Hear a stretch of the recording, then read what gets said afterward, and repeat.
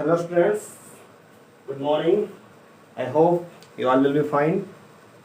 Students, as you all know, we have already completed 3 chapters in geography.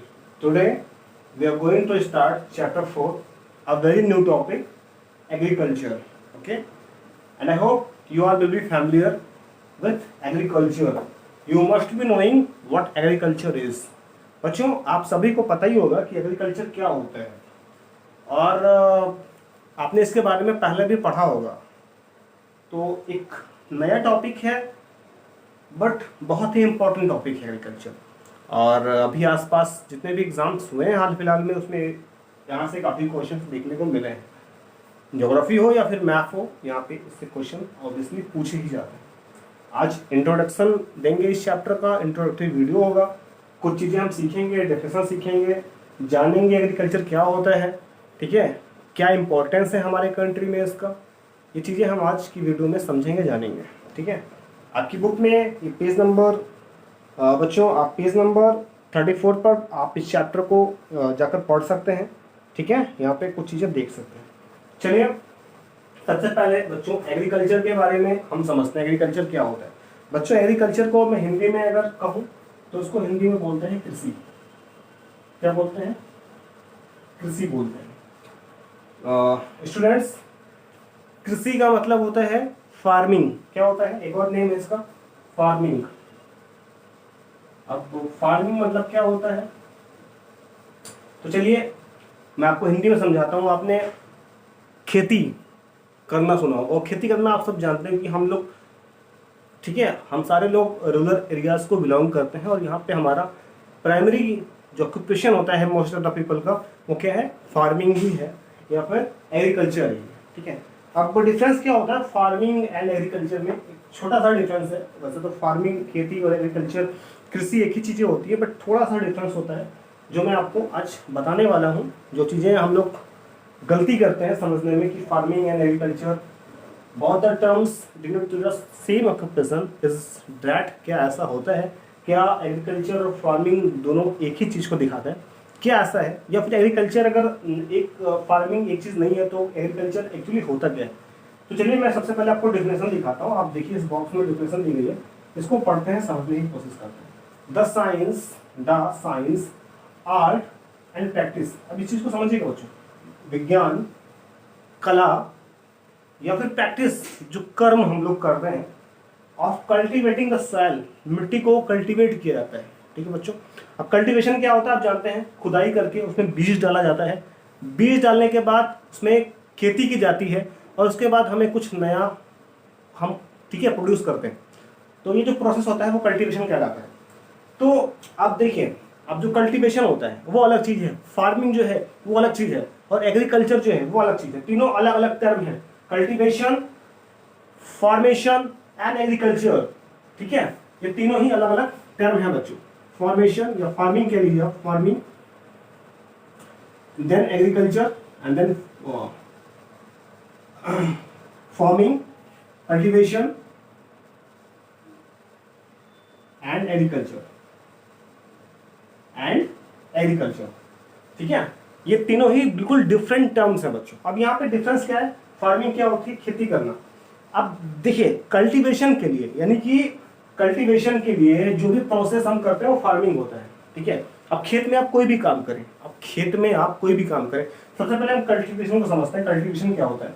देखिए, जब अनाज उगाने का, ठीक है, उगाने का, प्रोड्यूस करने का जितना भी प्रोसेस होता है वो कल्टीवेशन होता है। अब मान लीजिए आपने आलू, हम लोग आलू से एग्जाम्पल लेते हैं, ठीक है। आपने देखा हो खेतों में जब आलू उगाया जाता है, सबसे पहले आलू करने के लिए क्या करते हैं? बीज डालते हैं, ठीक है, ऑब्वियसली।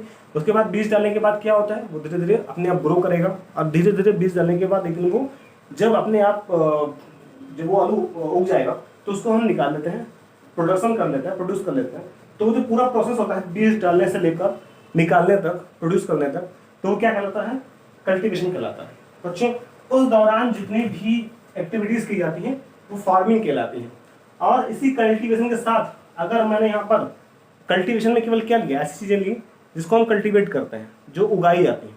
इसके अलावा फार्मिंग और भी क्या होता है? इसके अलावा ऐसी चीजें जो कल्टीवेशन के अलावा भी होती है, जैसे कि हम पेड़ पौधों का ख्याल रखते हैं, जैसे आम उगाना हो गया, ठीक है। आप अब आम जो है अगर आप आम उगाने जाएंगे तो वहाँ पे आप कल्टीवेट नहीं करने जाएंगे, ठीक है, आप बीज नहीं डालते वहाँ पे, वो अपने आप ग्रो होता है। ऐसे बहुत सारे फल हैं, फूल हैं, ये सारे अपने आप ग्रो होते हैं, ठीक है। तो आप वहाँ पे कल्टीवेट नहीं करने जाते। तो कल्टीवेट के साथ साथ दूसरी भी चीज़ों से जो प्रोडक्शन किया जाता है, ठीक है, खेतों में, वो फार्मिंग कहलाता है। तो आप समझ चुके हैं कल्टीवेशन अलग है, फार्मिंग अलग है। और बच्चों अगर हम कल्टीवेशन और फार्मिंग को मिला लें तो जो टर्म बनता है वो एग्रीकल्चर बनता है, यानी इसमें फार्मिंग भी आता हो, कल्टीवेशन भी आता हो, ठीक है। और एक और चीज आती है वो है एनिमल्स डोमेस्टिकेशन, यानी डोमेस्टिकेशन ऑफ एनिमल्स, जानवरों का पालन पोषण, यानी कि उनका जो जो हम लोग घरेलू बना के रखते हैं जानवरों को, ठीक है, उनको भी कहते हैं एग्रीकल्चर। यानी एग्रीकल्चर में क्या क्या आता है, कल्टीवेशन आता है, फार्मिंग आती है, और साथ में जानवरों का भी जो उनको पालन पोषण होता है वो भी आता है। तो ये सब मिलाकर ही बनता है एग्रीकल्चर। यानी एग्रीकल्चर क्या है, एक साइंस, एक विज्ञान है, ठीक है, या फिर एक कला कह लीजिए, या फिर प्रैक्टिस का कर्म है, जो कि कल्टीवेटिंग सॉइल को, मिट्टी को कल्टीवेट करके किया जाता है। या उसके अलावा क्रॉप्स, जो क्रॉप्स मतलब क्या होता है, यानी जो अन्न होता है जिसे हम खाते हैं, उसको उगाने का जो प्रोसेस होता है वो, या फिर रेजिंग लाइव स्टॉक, या फिर बहुत सारे लोगों का जो बच्चों लाइव स्टॉक होता है। लाइव स्टॉक मतलब क्या होता है, यानी उनका जो जीवन चलता है, जिस पर वो निर्भर हैं, वो किस चीज़ पे होता है, वो कभी कभी एग्रीकल्चर पे बेस होता है। तो ये सारी चीज़ों को अगर मिला दिया जाए, ठीक है, तो वो कहलाता है एग्रीकल्चर। अब जैसे एग्रीकल्चर की बात करें हम, तो सबसे पहले उससे जुड़े कुछ फैक्ट्स मालूम कर लेते हैं। जैसे देखिए, इंडिया क्या है, is an agriculturally important country है। हमारा देश जो है, आप जानते हैं कि यहाँ पे 52% यानी कि लगभग more than half of its population, ठीक है। अगर भारत की पॉपुलेशन की बात करें तो 2/3, यानी बच्चों आप इस चीज को समझ सकते हैं कि 2/3 जो पॉपुलेशन है, ठीक है, लगभग 67% के आसपास जो पॉपुलेशन है वो फार्मिंग पे डिपेंड करती है। यानी कि बच्चों आप समझ सकते हैं कि कितना बड़ा कवर करता है ये ऑक्यूपेशन हमारे देश में। यानी लगभग most of the people farming agriculture से जुड़े हुए हैं, यानी कि यहाँ पर एग्रीकल्चर कृषि से जुड़े हुए हैं। हमारा देश कृषि प्रधान है, आप जानते हैं। यानी वैसे तो बात करें तो 52% का मतलब ये है कि जो रूरल एरियाज है, ठीक है, वैसे अगर मैं एक 52% की बात करता हूँ तो मैं पूरे अर्बन रूरल एरियाज को लेकर बात करता हूँ, ठीक है, कि यहाँ पे इतने परसेंट यहाँ पे एक मोटी दी जाती है यहाँ पे कि 52% लोग जुड़े हुए हैं एग्रीकल्चर से। बट 67 पॉपुलेशन जो है हमारे यहाँ पे कंट्री के, वहाँ पे 67% जो एक लोग हैं वो इस ऑक्यूपेशन से बिलोंग करते हैं। यानी करेंटली 52% जुड़े हुए हैं इससे। जबकि अगर फैमिली बैकग्राउंड की बात करें तो 67% फैमिली बैकग्राउंड कृषि से जुड़ा हुआ है, जबकि 52% इन्वॉल्व है, ठीक है। 67% क्या है, 67% बिलोंग करते हैं एग्रीकल्चर, ठीक है, एग्रीकल्चर फील्ड को बिलोंग करते हैं, जबकि 52% क्या है, करंटली इन्वॉल्व हैं, ठीक है। तो आप समझ सकते हैं कि आज के टाइम पर भी 52% लोग खेती से जुड़े हुए हैं हमारे देश में। तो एक बहुत बड़ा पार्ट हमारे कंट्री का एग्रीकल्चर से जुड़ा हुआ है, ठीक है। अब तो इसीलिए इंडिया क्या है, कृषि प्रधान देश कहलाता है। यानी यहाँ पर खेती बहुत बड़े पैमाने पर की जाती है। तो यहाँ पे इंडिया क्या है, एक एग्रीकल्चरली इंपॉर्टेंट कंट्री है, यानी कृषि प्रधान देश है। आप जानते हैं भारत, अगर इस देश दुनिया में भारत नहीं होता तो शायद खेती, ये जो एग्रीकल्चर है बहुत बहुत नीचे चली जाती, बहुत प्रॉब्लम होती। तो बहुत कुछ प्रोड्यूस करता है इंडिया, आप जानते हैं, ठीक है, बहुत कुछ प्रोड्यूस करता है, न केवल अपने देश के लिए बल्कि एक्सपोर्ट भी होता है यहाँ से, दूसरे दुनिया के दूसरे देशों में भी जाता है यहाँ से प्रोडक्शन जो होता है। उसके अलावा देखिए 2/3 मैंने आपको बता दिया, यानी लगभग 2/3 हिस्सा, ठीक है। यानी अगर बात करें यहाँ पे, मान लीजिए 3 बॉक्सेस हैं, ठीक है, 3 बॉक्सेस हैं यहाँ पे,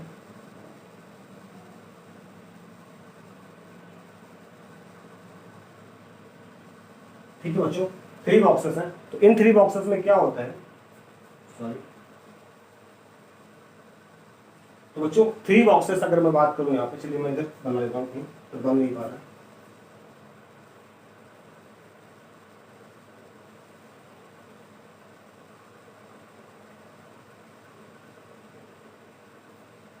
देखिए बच्चों 3 बॉक्सेस की बात करें तो इसमें से ये वाला पार्ट और ये वाला पार्ट, ये क्या होगा, एग्रीकल्चर, ठीक है। यानी कि इतना पार्ट एग्रीकल्चर से आपका निर्भर करता है। केवल इतना पार्ट अगर मैं छोड़ दूं, बाकी आपका इतना पार्ट जो है वो एग्रीकल्चर पे डिपेंड है, ठीक है।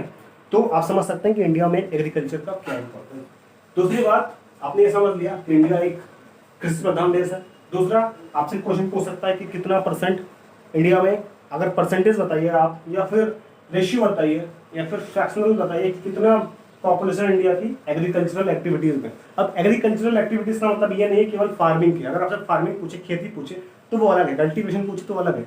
एग्रीकल्चर में बच्चों बहुत कुछ आता है आपका, कल्टीवेशन भी आ सकता है, फार्मिंग भी आ सकता है, उसके अलावा और भी कई चीज़ें आती हैं जैसे कि पशुपालन, ठीक है, यानी कि डोमेस्टिकेशन ऑफ एनिमल्स, वो भी आता है। उसके अलावा पेड़ पौधों का रखरखाव वो भी आता है। फॉरेस्ट एरियाज, फ्लोरा फाना को भी कंजर्वेशन करना भी, वो भी कहीं कहीं एग्रीकल्चर में होता है, ठीक है। उसके अलावा वेजिटेशन जो होते हैं उनको भी प्रोड्यूस करना, वो भी किस में आता है, एग्रीकल्चर में आता है, ठीक है। तो एग्रीकल्चर सही मायने में देखा जाए तो केवल फार्मिंग नहीं होती, उसके अलावा जितनी भी चीज़ें हम उगाते हैं, चाहे वो खुद से उगे या हम उगाएं, उनको रख रखाव करना, उनकी देखभाल करना और प्रोडक्शन को बढ़ाते रहना एग्रीकल्चर कहलाता है, ठीक है। तो देखिए यहाँ पे दिया हुआ ग्रोइंग ऑफ क्रॉप्स, अन्न को उगाना, ठीक है, फ्रूट्स, फल को उगाना, वेजिटेबल, सब जो है बच्चों, फल सब्जियों को उगाना, फ्लावर्स, इवन फूल को भी उगाना, और उसके साथ साथ जो लिव स्टॉक होता है यानी कि पालन पोषण करना, ठीक है, यानी किसी भी कोई भी इंसान है अपनी ज़िंदगी को कैसे चला रहा है, तो उसके लिए अपनी ज़िंदगी को, अपने लाइफ को, ठीक है, उसके लिए पालन पोषण करना खुद का, वो भी किसी में आता है, एग्रीकल्चर में आता है, राइट। तो आप समझ चुके होंगे कि एग्रीकल्चर क्या होता है, ठीक है। Agriculture is not as same as farming. केवल फार्मिंग को भी एग्रीकल्चर नहीं कह सकते, केवल खेती करना ही एग्रीकल्चर नहीं कहलाता है, ठीक है। हाँ, फार्मिंग एग्रीकल्चर जरूर है, बट एग्रीकल्चर ही केवल फार्मिंग नहीं हो सकता। In the same way cultivation भी एग्रीकल्चर नहीं है। हाँ, जरूर एग्रीकल्चर जो है वो आप कह सकते हैं कि कल्टीवेशन एग्रीकल्चर में आता है, बट कल्टीवेशन ही एग्रीकल्चर नहीं हो सकता, राइट। इस तरह से ये चीजें आप समझ चुके होंगे कि किस तरह से चीजों को, टर्म को आप डिनोट कर रहे हैं। तो यहाँ पे एग्रीकल्चर में आप पढ़ लिया कि एक विज्ञान है, ठीक है, विज्ञान किस तरह का, चीज़ों को उगाने का, जिसका हम कंज्यूम करते हैं, यूज करते हैं, ठीक है, या फिर अपने लाइफ को, ठीक है, पालन पोषण करने के लिए, चलाने के लिए, ताकि हम जीवित रह सकें, जिंदा रह सकें। उसके अलावा जो है बच्चों, जानवरों को भी पालने का जो डोमेस्टिकेशन का काम होता है वो भी उसमें आता है। उसके अलावा खेती करना वो भी उसमें आता है, ठीक है। और फल फूल पौधे पेड़ सब्जियां उगाना ये भी क्या आता है, ये भी एग्रीकल्चर में आता है। तो आप एग्रीकल्चर को अच्छे से समझ चुके हैं क्या होता है, ठीक है। आप कृषि समझ चुके हैं क्या होता है। अब अगर देखिए कृषि की बात करते हैं हम लोग, तो कृषि में दो तरह की चीजें आती हैं, एक आता है फूड ग्रेन्स, दूसरा आता है रॉ मटेरियल्स। चलिए इसी में हम लोग ले लेंगे पशुपालन यानी कि एनिमल्स डोमेस्टिकेशन। ये आपकी बुक में दिया नहीं है, लेकिन मैं आपको इसको समझा देता हूँ। एनिमल्स डोमेस्टिकेशन, ये भी मैं आपको समझा देता हूँ।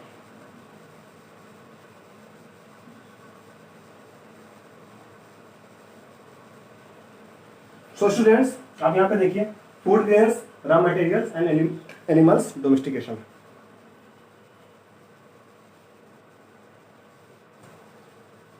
तो बच्चों, फूड ग्रेन्स मतलब क्या होता है। अब देखिए हम एग्रीकल्चर की बात कर रहे हैं, तो यहाँ पे हम कैटेगराइज कर लेते हैं इसको। सबसे पहले देखिए, कैटेगराइज नहीं कहेंगे, हम ये कह सकते हैं कि किस किस तरह से या फिर कैसे कितने प्रकार होते हैं। तो यहाँ पे देखिए दो तरह से एग्रीकल्चर यहाँ पे हमारे इंडिया में काम करता है। पहला था फूड ग्रेन्स। अब फूड ग्रेन्स का मतलब क्या है, आप जितने भी चीज़ें खाते हैं, ठीक है, आप अपने आप को अलाइव, जीवित रखने के लिए जितनी चीज़ों को कंज्यूम करते हैं, खाते हैं, ठीक है, उनका उत्पादन, उनको कैसे प्रोड्यूस किया जाता है, ठीक है। तो वो जो प्रोड्यूस करने का जो आर्ट होता है, जो प्रोड्यूस करने का जो साइंस होता है, वो कहलाता है फूड ग्रेन्स एग्रीकल्चर, ठीक है। यानी कि जो भी चीज़ें खाई जाती हैं, वो जो अनाज होते हैं, उनको उगाने का जो काम होता है वो कहलाता है फूड ग्रेन्स एग्रीकल्चर। दूसरा होता है रॉ मटेरियल।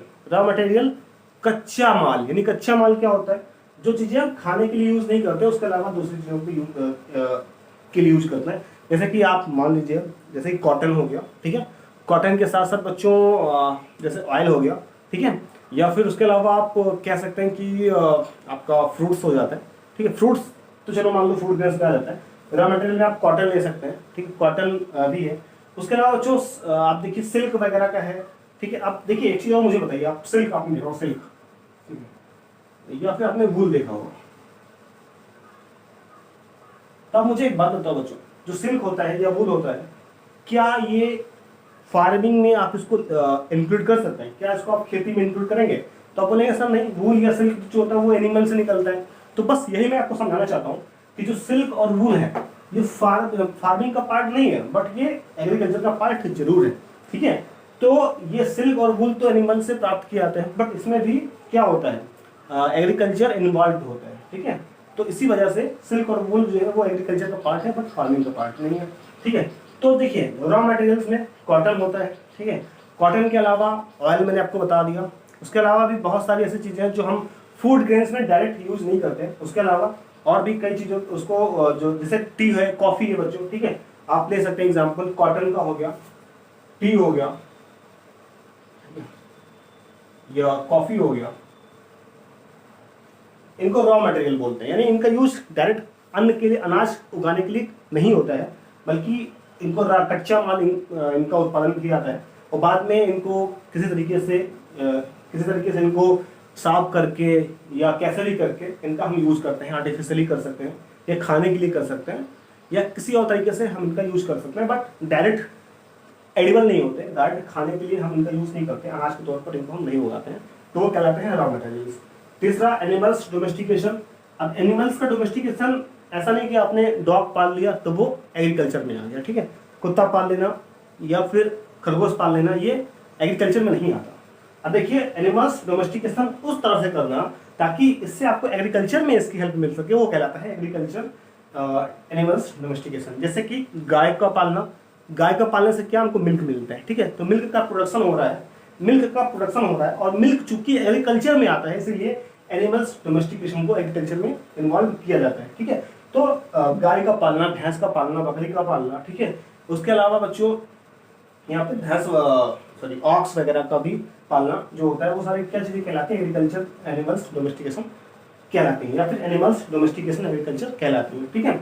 तो क्योंकि इनसे हमें इनडायरेक्टली एग्रीकल्चर में फायदा मिलता है, इसलिए अभी एग्रीकल्चर में इन्वॉल्व किए जाते हैं, ठीक है। तो आप आई होप कि आप समझ चुके होंगे कि हमने एनिमल्स डोमेस्टिकेशन को क्यों इन्वॉल्व किया एग्रीकल्चर में। तो आपने एग्रीकल्चर की डेफिनेशन समझ ली, आपने अंतर समझ लिया, डिफरेंस समझ लिया कि फार्मिंग, कल्टीवेशन और एग्रीकल्चर में क्या डिफरेंस होता है। आपने समझ लिया कि तीन तरह से यहाँ पे एग्रीकल्चर हमारे इंडिया में अडॉप्ट किया जाता है, food grains, raw materials and animals domestication, इस 3 तरह से हमारे इंडिया में काम करता है। अब बच्चों कुछ और चीजें समझ लेते हैं। देखिए बात करें एग्रीकल्चर की, तो agriculture is an as old economic activity in our country. हमारे देश में एग्रीकल्चर आज से नहीं, बहुत पहले से है। और आप जानते हैं एग्रीकल्चर अर्ली जब मेन था, यानी आदि मानव जब था, तब से ही ये एग्रीकल्चर शुरू हुआ है, तब की देन है एग्रीकल्चर। आप मुझे कमेंट करके बताएंगे ये चीज़ बच्चों कि एग्रीकल्चर जो है, यानी जो खेती शुरू हुई है, ये कब शुरू हुई है, यानी कि इसकी खेती की जो इन्वेंशन था, ठीक है, फार्मिंग का जो इन्वेंशन था, एग्रीकल्चर का जो इन्वेंशन था, वो किस टाइम पे हुआ था, ठीक है। ये आपको बताना है किस टाइम पे हुआ था, ये आपकी होमवर्क है, आपको सर्च करना है, बताना कि एग्रीकल्चर का जो इन्वेंशन है वो कब हुआ था, ठीक है। ये आपका होमवर्क आप बताएंगे। तो एग्रीकल्चर बहुत लंबे समय से चला आता हुआ जो एक ऑक्यूपेशन है वो हमारी कंट्री में है। साथ में ये क्या इकोनॉमिक एक्टिविटी है। इकोनॉमिक एक्टिविटी का मतलब क्या होता है, जिससे हमारे इकोनॉमी को फायदा होता है, ठीक है, हमारे इकोनॉमी को फायदा होता है। अब इकोनॉमी का मतलब कंट्री की इकोनॉमी से मत लीजिएगा, आम इंसान का इकोनॉमी, यानी आम इंसान का जो घर है, ठीक है, जो आम इंसान के जीवन है, जो कैसे चल सकता है, वो कैसे बढ़ा सकता है अपने जीवन, कैसे अपने पैसा कमा सकता है और कैसे अपना पेट भर सकता है, अगर मैं आम भाषा में कहूँ तो वो क्या कहलाता है, इकोनॉमिक एक्टिविटी कहलाता है। तो आप जानते हैं भारत में, हमारे देश में, आपको मैंने अभी बता दिया 2/3, यानी लगभग आधे से ज़्यादा या लगभग एक हिस्सा छोड़कर 2 हिस्सा जो है हमारे कंट्री का, यानी हर तीसरा इंसान क्या करता है बच्चों, खेती पर निर्भर है। तो जाहिर सी बात है कि यहाँ से इकोनॉमिक एक्टिविटी है, यानी अपना पालन पोषण वो कैसे करता है, खेती से कर रहा है। तीसरा चीज़ आप देखिए, डिपेंडेंट ऑन फिजिकल इन्वायरमेंट। अब जो खेती होती है, या आप कह लीजिए जो एग्रीकल्चर, जो कृषि होती है, मैं खेती कह रहा हूँ तो आप कंफ्यूज मत होइएगा, हम यहाँ से कृषि की बात कर रहे हैं। कृषि में फ़र्क है, कृषि खेती और कल्टीवेशन, यानी कि जो उगाई होती है, तीनों में बहुत फर्क होता है बच्चों, ठीक है। तो यहाँ पे आप देखिए, अगर मैं बात करूँ कृषि की, यानी कि एग्रीकल्चर की, तो डिपेंडेंट ऑन फिजिकल एनवायरनमेंट। ये किस पे डिपेंड करता है, ये 3 चीज़ों पर डिपेंड करता है। पहला तो फिजिकल एनवायरनमेंट, अलग अलग तरीके से ये की जाती है कृषि। पहली बात तो ये कैसे की जाती है, डिपेंडेंट ऑन फिजिकल एनवायरनमेंट। ये किस पे डिपेंड करता है, फिजिकल एनवायरनमेंट पे डिपेंड करता है। अब वहाँ का एनवायरनमेंट कैसा है, जिस तरह का एनवायरनमेंट होगा उस तरह का एग्रीकल्चर किया जाएगा। अब जैसे हो सकता है कोई एनवायरनमेंट सुटेबल हो आलू की खेती के लिए, प्याज की खेती के लिए, बहुत ज़्यादा कहीं कहीं एग्रीकल्चर सेब की खेती के लिए, जैसे आप कश्मीर में जाएंगे तो आप सेब की खेती कर सकते हैं। लेकिन आप सेब की खेती उत्तर प्रदेश में नहीं कर सकते। जैसे नट्स जो होता है वो केवल उनका एग्रीकल्चर कहाँ पे हो सकता है, वो केवल आप देखिए जो माउंटेनियस हैं जो भी क्षेत्र, वहाँ पे नट्स उगाए जाते हैं। जैसे कि आप देखिए माउंटेनियस रीजन में एक जम्मू कश्मीर है, हिमाचल प्रदेश है, वहाँ पर आपको नट्स मिल जाएंगे, बट नॉर्दर्न प्लेन्स या पेनिनसुलर प्लेटों में आपको चीज़ें नहीं देखने को मिलती हैं। तो इन्वायरमेंट जो होता है एक बड़ा फैक्टर होता है, एग्रीकल्चर डिपेंड करता है उस पर कि जिस तरह का इन्वायरमेंट होगा उस तरह का एग्रीकल्चर होगा, राइट। तो आप समझ चुके होंगे कि इन्वायरमेंट एक बड़ा, यानी टेरेन की बात कर रहा हूँ मैं, जिस तरह का टेरेन होगा उस तरह का वहाँ पे फार्मिंग या एग्रीकल्चर होगी। दूसरा है टेक्नोलॉजी। अब टेक्नोलॉजी भी बड़ा डिपेंड करता है बच्चों, टेक्नोलॉजी जिस तरह की होगी उस तरह से एग्रीकल्चर होगा। आपके पास जिस तरह की टेक्नोलॉजी होगी उस तरह से आप एग्रीकल्चर अडॉप्ट करेंगे। अब आज देखिए हमारे पास नई नई टेक्नोलॉजीज आती जा रही हैं, तो नए नए हमारे पास एग्रीकल्चर भी हम क्या करें, अडॉप्ट करते जा रहे हैं। जो चीज़ें हमें पहले नहीं मालूम थी वो चीज़ें भी हम नई नई तरह की चीज़ें रोज़ रोज़ फार्मिंग करते जा रहे हैं। नए नए तरह की हम लोग जो है चीज़ें हमको मिलती जा रही हैं, और नई नई आप देखिए बच्चों कुछ नए तरह की सब्जियां आपको मार्केट में दिखती होंगी, नए नए फ्रूट्स दिखते हैं जो कि पहले हमारे यहाँ नहीं दिखते थे। लेकिन क्या हो रहा है कि टेक्नोलॉजी जैसे जैसे बढ़ती जा रही है वैसे वैसे एग्रीकल्चर में ये फायदा देते जा रहे हैं। तो टेक्नोलॉजी पे भी डिपेंड करता है कि किस तरह से एग्रीकल्चर किया जाएगा, ठीक है। तीसरा आता है इट्स नो हाउ, ठीक है। अब टेक्नोलॉजी तो आपने जान लिया, इसके अलावा इसका प्रयोग भी आपको आना चाहिए, ठीक है। जैसे मान लीजिए हम बात करते हैं कैप्सिकम की, तो यहाँ पे आप देखिए पहले कम उगाए जाते थे, लेकिन अभी कई मल्टी कलर्स में वो चीज़ें आ गई हैं, ठीक है। उसके अलावा बात करें तो बहुत सारे ऐसे फ्रूट्स हैं जो पहले इंडिया में नहीं उगाए जाते थे, लेकिन अभी उगाना शुरू हो गए। क्यों? क्योंकि हमने टेक्नोलॉजी को समझ लिया है, उसके साथ उसका यूज भी समझ लिया। नो हाउ मतलब होता है कैसे वो यूज किया जाए, उसको हमें पता होना चाहिए। उसके अलावा बच्चों आता है सोशियो कल्चरल प्रैक्टिस, ठीक है। अभी सोशियो कल्चरल मतलब क्या होता है, कल्चर कैसा है, वहाँ का जो सोशल जो एक कल्चर है वो किस तरह का रहा है, वहाँ पे लोग क्या उगाना चाहते हैं, ठीक है। ऐसा नहीं है जैसे मान लीजिए हम यूपी में रहते हैं तो हम चावल या व्हीट उगाना ज़्यादा पसंद करते हैं, तो यहाँ पे हम ऐसा नहीं कि हम यहाँ पे चाहें तो हम और चीज़ें नहीं उगा सकते, बट यहाँ का कल्चर ऐसा रहा है कि हम यहाँ पे ज़्यादा फोकस करते हैं व्हीट पे या फिर मे बी राइस पे, ठीक है। तो इस वजह से यहाँ पे ज़्यादातर यहाँ का जो कल्चर है वो डिपेंड करता है व्हीट पे या फिर राइस पे। इसी वजह से हम यहाँ पे व्हीट या राइस उगाते हैं। तो ऐसा नहीं कि हम और चीज़ें नहीं उगा सकते, यहाँ पे उगा सकते हैं, ऑब्वियसली उगा ही सकते हैं अगर हम चाहें तो, ठीक है। लेकिन हम यहाँ पे नहीं उगाते क्योंकि हमारा कल्चर नहीं रहा है। इस वजह से ये डिपेंड करता है बच्चों इन्वायरमेंट पे, वहाँ का टेरेन कैसा है, इन्वायरमेंट कैसा है, उस हिसाब से आप एग्रीकल्चर करेंगे। दूसरा टेक्नोलॉजी कैसी है आपकी, ठीक है, और उसका यूज आपको पता होना चाहिए। और वहाँ पे सोशियो कल्चर कैसा रहा है, सोशल साथ में सोशल सामाजिक और साथ में कल्चर कैसा रहा वहाँ का। तो इस सब चीज़ें जो है बड़ा फैक्टर करती हैं जब आप किसी एग्रीकल्चर को अडॉप्ट करने जा रहे हैं, एग्रीकल्चर वहाँ पे करने जा रहे हैं।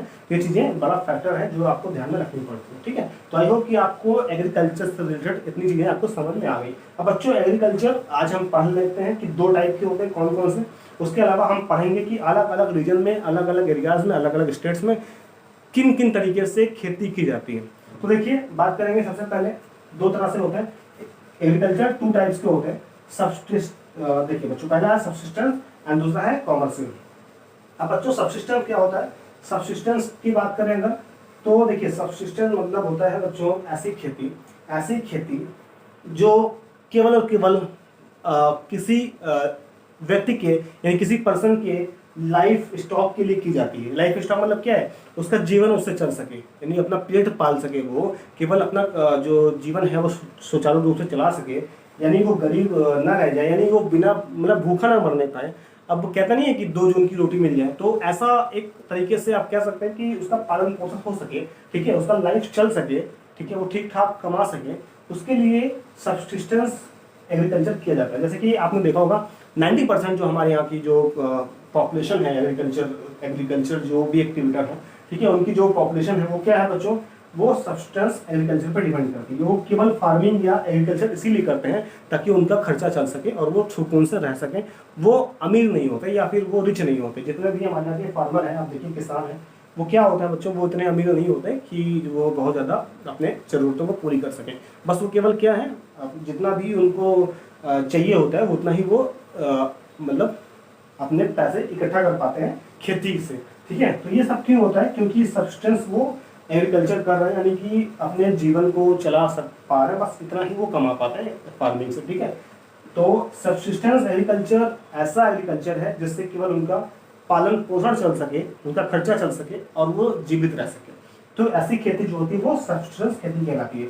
जबकि कॉमर्शियल खेती क्या होती है, बड़े पैमाने पर खेती की जाती है, और कॉमर्शियल खेती करने वाला बड़ा अमीर होता है, पैसे वाला होता है, और ये मुनाफे के लिए की जाती है। यानी बड़े पैमाने पर जो खेती की जाती है या कृषि की जाती है वो कॉमर्शियल एग्रीकल्चर कहलाता है। यानी ये एग्रीकल्चर इसका अपोजिट होता है। यहाँ पे ये बहुत बड़े स्केल पर की जाती है, और ये कॉमर्शियल एग्रीकल्चर वाला जो पर्सन होता है ये बहुत ही रिच होता है और प्रॉस्परस होता है, और ये मुनाफे के लिए करता है। ठीक है, तो एग्जाम्पल के तौर पर जैसे जो हमारे यहाँ का किसान होता है बच्चों, जो किसान होता है जो खेती करता है, आप जानते हैं वो सब्सिस्टेंस एग्रीकल्चर करता है। जबकि आप देखिए कोई एक बहुत बड़ा ऑनर जो जिसके पास बहुत सारे ट्रक होते हैं, ठीक है, या बहुत बड़े लैंड एरियाज में जो मालिक होता है, ठीक है, जमींदार वगैरह, वो क्या होता है, कॉमर्शियल एग्रीकल्चरिस्ट होता है। ठीक है, तो आप समझ चुके होंगे कि सब्सिस्टेंस और कॉमर्शियल एग्रीकल्चर में क्या डिफरेंस होता है। तो बच्चों आज के लिए इतना ही, इतनी चीजें मैं आपको बता दी। आप स्क्रीनशॉट ले सकते हैं और इसको आप नोट्स बना सकते हैं, बाकी मैं तो अपलोड कर ही दूंगा आपके कैंपस एप्लीकेशन पर, तो आप स्क्रीनशॉट ले लीजिए। तो बच्चों ठीक है, आज के लिए इतना ही। बाकी हम लोग नेक्स्ट वीडियो में सीखेंगे और जानेंगे कि अलग अलग रीजन में किस तरह से खेती की जाती है, खेती के और भी कितने टाइप हैं। उसके अलावा हम फार्मिंग, अलग अलग फार्मिंग को पढ़ेंगे, कल्टीवेशन को पढ़ेंगे, एग्रीकल्चर से रिलेटेड और भी चीज़ें हम लोग जानेंगे, समझेंगे। ठीक है बच्चों, और नई नई चीज़ें मैं आपको एक्सप्लेन करूंगा नेक्स्ट वीडियो में। So that is it in today's video. Have a good day had. Thank you so much. आपका होमवर्क बच्चों छूट गया है। होमवर्क क्या रहेगा? होमवर्क यही है कि आप ये चीज़ नोट कर लिए होंगे, तो आप इसको नोट करके आपको फिर कॉपी में मुझे आपको सबमिट कर देना है। ठीक है, आपका जो भी लाइव क्लास होगा मैं कल दूंगा, उसमें आपके डाउट्स क्लियर करूंगा। बाकी आप ये लिख के मुझे फिर कॉपी में सबमिट कीजिए। ठीक है, तो ये आपका होमवर्क है। Thank you so much.